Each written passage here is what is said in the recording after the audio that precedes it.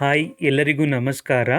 ಇತ್ತೀಚೆಗೆ KPSC ಅವರು industrial extension officer, junior engineer ಹಾಗೆ ಲೈಬ್ರೇರಿಯನ್ ಈ ಎಲ್ಲ ಪೋಸ್ಟ್ಗಳಿಗೆ ಸಂಬಂಧಿಸಿದಂತೆ 1:3 ಎಲಿಜಿಬಿಲಿಟಿ ಲಿಸ್ಟನ್ನು ಬಿಟ್ಟಿದ್ದರು. ಈ ಪೋಸ್ಟ್ಗಳು RPCಗೆ ಸಂಬಂಧಿಸಿದಂತಹ ಪೋಸ್ಟ್ಗಳಾಗಿತ್ತು. ಸೊ ಕಮೆಂಟ್ಸಲ್ಲಿ ತುಂಬ ಜನ ಕೇಳ್ತಾ ಇದ್ರಿ, HK ರೀಜನ್ಗೆ ಸಂಬಂಧಿಸಿದ ಈ ಪೋಸ್ಟ್ಗಳ ರಿಸಲ್ಟ್ ಯಾವಾಗ ಬರುತ್ತೆ ಅಂತ ಕೇಳ್ತಾ ಇದ್ರಿ.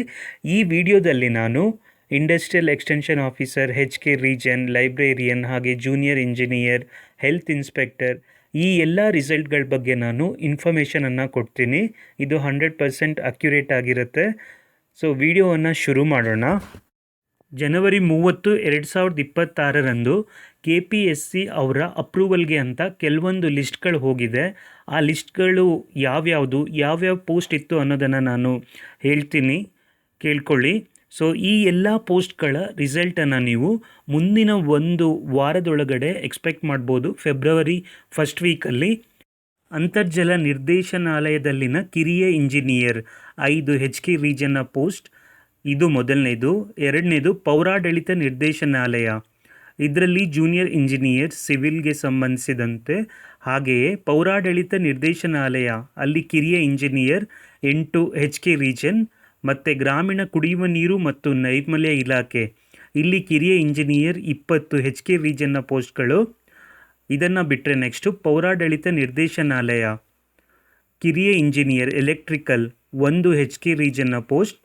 ಹಾಗೆ ಪೌರಾಡಳಿತ ನಿರ್ದೇಶನಾಲಯ ಇಲ್ಲಿ 4 ನೀರು ಸರಬರಾಜು ಆಪರೇಟರ್ ಈ ಪೋಸ್ಟ್, ಇದು HK ರೀಜನ್ನ ಪೋಸ್ಟ್ ಆಗಿರುತ್ತೆ. ಇಲ್ಲಿ ಆಲ್ಮೋಸ್ಟ್ HK ರೀಜನ್ನ ಪೋಸ್ಟ್ಗಳೇ ಇದೆ ಎಲ್ಲನೂ. ಮತ್ತು ಪೌರಾಡಳಿತ ನಿರ್ದೇಶನಾಲಯದಲ್ಲಿನ ಸಹಾಯಕ ನೀರು ಸರಬರಾಜು ಆಪರೇಟರ್ 5 HK ರೀಜನ್ ಪೋಸ್ಟ್ಗಳು.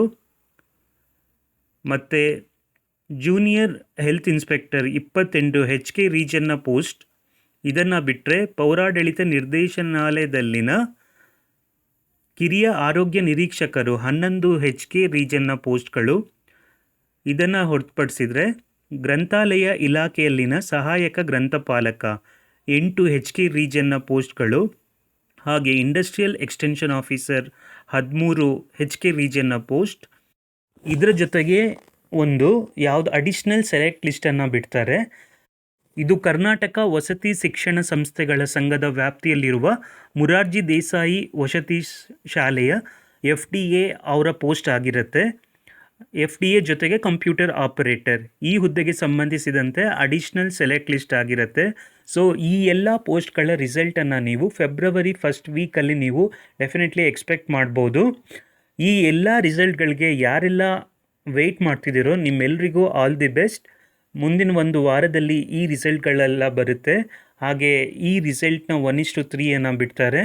ಸೊ ನೀವು ಡಾಕ್ಯುಮೆಂಟ್ ವೆರಿಫಿಕೇಷನ್ನಿಗೆ ರೆಡಿ ಆಗಬೇಕು.